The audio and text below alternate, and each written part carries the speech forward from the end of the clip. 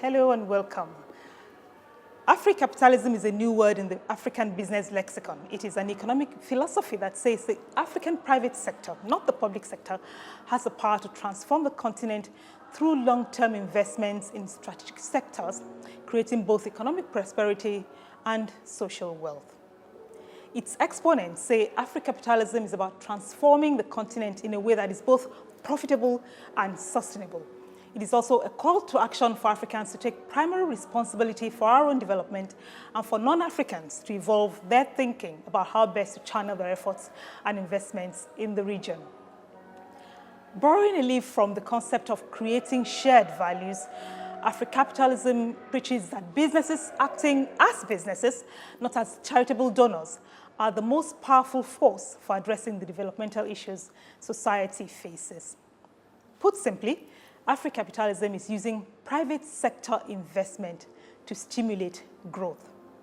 Mr. Tony Elumelu is the originator and leading proponent of the philosophy Africapitalism, and he kindly joins us on View from the Top today. Thank you very much, Mr. Elumelu, for joining us. And thank you for tuning in. Here is a brief biography before we settle down to our conversation. Tony Elumelu was born in Jos on March 22, 1963. He got a bachelor's degree in economics from the Ambrose Ali University, Ekpoma, and a master's degree also in economics from the University of Lagos. He is an alumnus of the Harvard Business School's Advanced Management Program. In his early career, Mr. Elumelu worked at All States Trust Bank. He later bought over and turned around the financially distressed Standard Trust Bank. In 2005, he led the largest merger in the banking sector in sub-Saharan Africa, acquiring United Bank for Africa, which today operates in 19 African countries, as well as New York, London, and Paris. He currently serves as chairman of Hares Holdings Limited, chairman of Transcorp, Nigeria's largest listed conglomerate, and is the founder of the Tony Elumelu Foundation.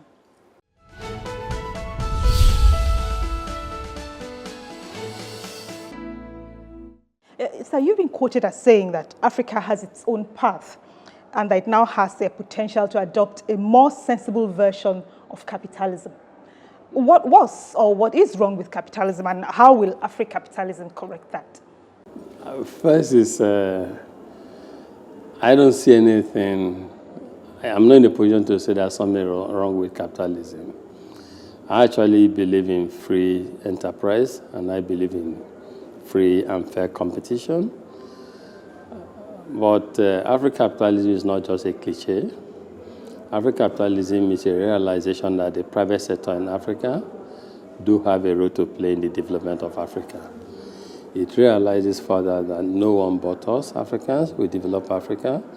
It realizes that in the 21st century, there's so much that we all can do, public sector, private sector, and that we, the private sector, should stop blaming government, and that we must rise up to do things. If you look at the history of America, to a large extent, some private sector leaders played a key role in the development of America.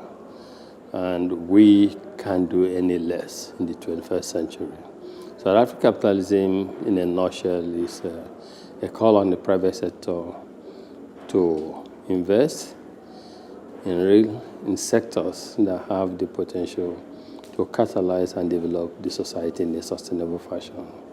It calls on the private sector to invest long-term in areas like infrastructure, power, agriculture, areas that have the potential to create both economic prosperity for the investors and social wealth for mankind and society. That is Africapitalism. Africa has the largest rate of extreme poverty and the fastest growing population growth rate of any regions in the world. It's quite a mix. And frightening. Frightening. And Africapitalism is being touted as the panacea for all of Africa's problems: poverty, unemployment, insecurity, infrastructure deficit. Is it really the cure-all?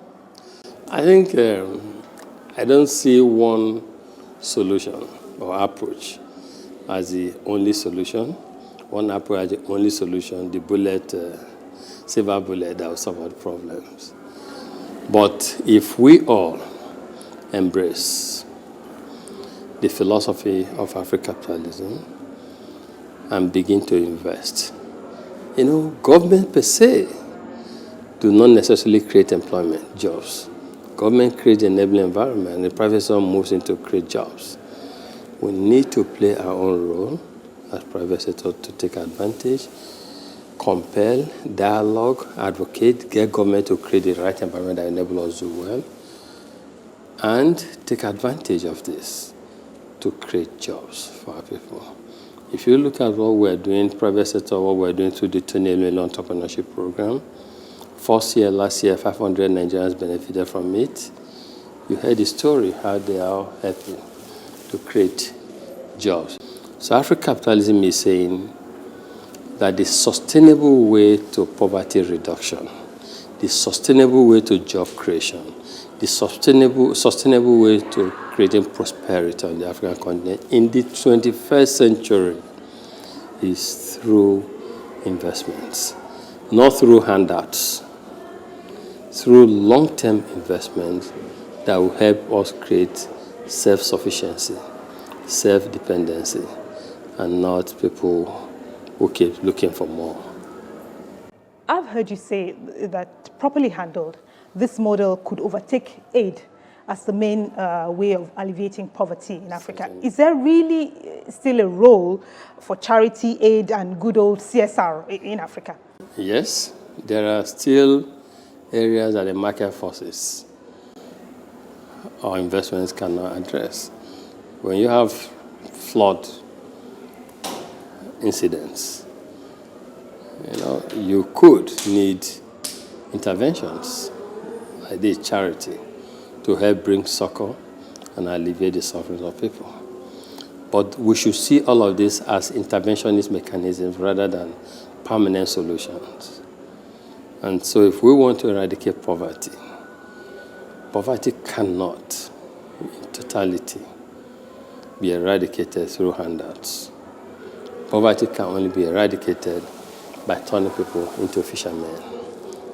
And that is what we need to consider in the 21st century. Talking about investing in Africa, how can we strengthen the entrepreneurial ecosystems in Africa itself? And what role can government play in this? Government has a key role to play in this, because we need to, you call it the entrepreneurial ecosystem. We need to create the enabling environment that will enable the ecosystem to function very well. And government has a key role to play in this.